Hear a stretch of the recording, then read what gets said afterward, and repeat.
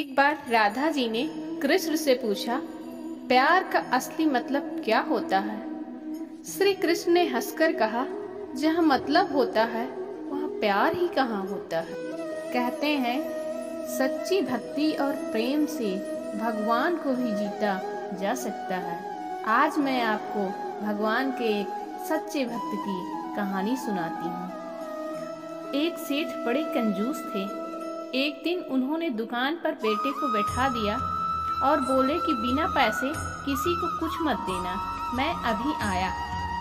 अकस्मात एक संत आए जो अलग अलग जगह से एक समय के भोजन की सामग्री लेते थे। लड़के से कहा, बेटा जरा नमक दे दो।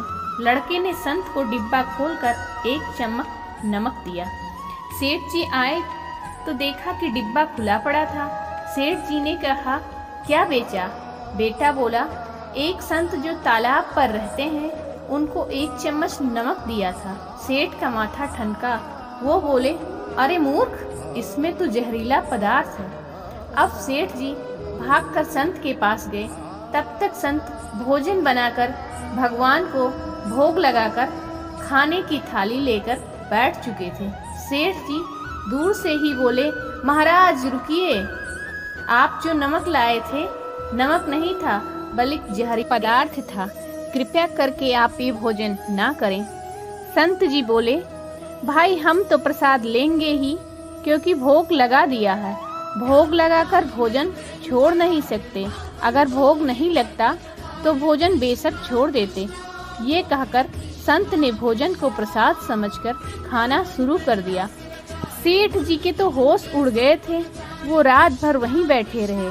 सेठ को रह रहकर ये चिंता सता रही थी कि अगर संत को कुछ हो गया तो बड़ी बदनामी होगी। रात में अगर तबीयत बिगड़ी तो कम से कम वैद्य को दिखा देंगे। सोचते सोचते उसे नींद आ गई। सुबह रोज की तरह संत जल्दी उठ गए और नदी में स्नान करने लगे। सेठ जी ने कहा, महाराज तबीयत तो ठीक है? संत बोले, भगवान की कृपा है। इसके बाद वे पूजा करने के लिए मंदिर चले गए।